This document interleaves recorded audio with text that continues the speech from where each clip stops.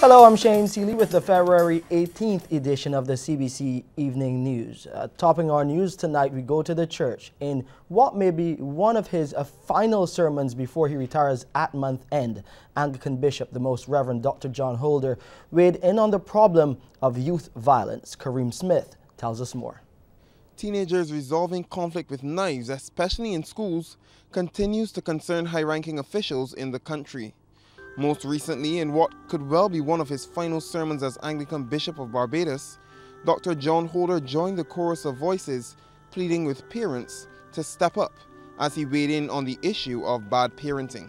In a world where tit for tat sometimes seems like the only way to go, as Christians, especially as Christian adults, we have the responsibility to teach the young within our care that this approach to life can only bring disaster and pain.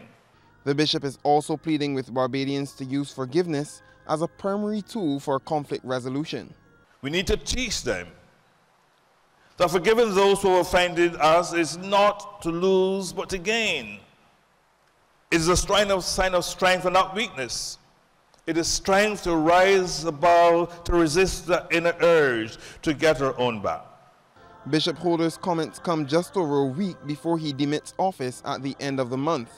However, there's no clear indication of who his successor will be. Kareem Smith, CBC News. Attorney General Adriel Brathwaite would like to see cultural practitioners being allowed to hold foreign currency accounts, specifically for cases when they travel overseas and are paid for their performances or services in foreign currency. There should be a mechanism in place where our cultural practitioners are easily able, we should actually make it almost automatic, to have a foreign currency account. Because as we very well know, sir, when you have cash around your house, you tend to spend it, you tend to want to use it, etc. But if we find a mechanism that enables them that when they go overseas, that they can be paid in whatever currency, and in fact that they need not bother about it, that they can come back home and lodge the currencies in accounts in Barbados, I think that would also go a long way in terms of building them out, enable them to keep a better track of their resources, and in particular to have resources available so that they can develop their art in and outside of Barbados. Meanwhile, the Culture Minister, Stephen Lashley, says there is a proposal for the creation of a recording studio that budding artists would be able to use. Barbados Culture Industries Development Authority is looking very seriously at putting in place a recording studio which will be available for use by the community, and we recognize that many of our artists who are engaged in the art form, they currently do not necessarily have access to a properly set up recording studio. And the Culture Industry Development Authority has recently put forward a proposal which would see the development of a recording studio in the urban area. Now, in explaining how it would work, he says that the studio would be managed by the Cultural Industries Development Authority. Their mandate is also to provide that kind of outlet for the creative talent. And I think that is certainly a good move in terms of what we want to see happen in terms of the development of music, and to ensure that the talent that our young people have can be harnessed within a controlled environment such as a professional studio. I can say too as well is that one of the things we want to look at is to have at least a couple of recording studios in communities which make it more accessible to persons in communities to be able to go into a studio and to be able to record the music, to get the feel of what it is to operate within a studio. Let's go to the campaign trail now, where the Tourism Minister, Richard Seeley, he believes the DLP's candidate for the St. Michael's Southeast constituency, Rodney Grant, will be an asset in governance. He gave his vote of confidence at the official opening of Grant's branch office last evening. What portfolio is selected, other people make that decision, the chairman does, but I do think he can add a lot of value to the governance of Barbados. It's not only about being a very good representative for this constituency, which I'm sure he will. He is already the de facto representative and the natural port of call that many people in this community have, and I know of what I speak. Mr. Grant says he has several plans to improve the constituency, such as roads and drainage upgrades. I have it as part of my vision to continue to deal with the road issues in St. Michael's Southeast.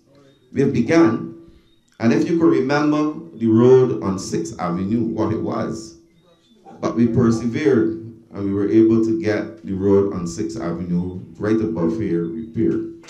That road was problematic. And the same perseverance that we went forward with 6th Avenue, we would do for 1st Avenue in East Terrace, for Salters and all the other areas which are having problems. But I want to say to you that things will take time. Now on the other side of the fence, we're hearing that if elected to Parliament, the Barbados Labour Party candidate for Christchurch South will fall in line with the party's mission to restore Barbados to its former glory. Candidate Ralph Thorne made the announcement during the official opening of his constituency office. The attorney-at-law assured party faithfuls that the focus of the campaign would not be on any of his accolades or achievements over the years, but on his plans for the residents of Christchurch South. For too many of us and for too many young people, politics is an exercise in prestige and glamour, aspirations to represent at the highest levels, that being the Parliament. But I want to say to you, that Parliament becomes a meaningless exercise unless you associate yourself genuinely with people and the struggle of the people and the joys of people. Coming up after the break, we hear why men are being encouraged to speak up about their experiences living with cancer.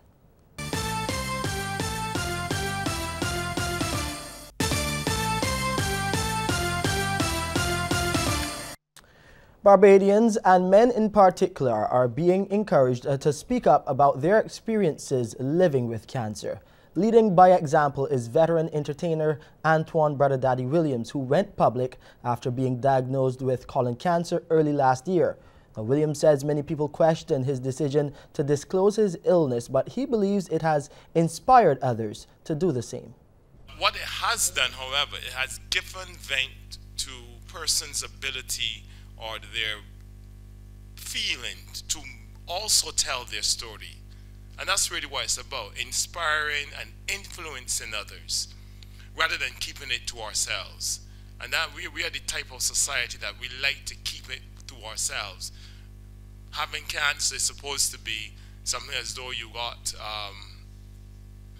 leprosy, you know? So we need to move away from that concept as a society, as a people, and recognize it's okay to talk about it.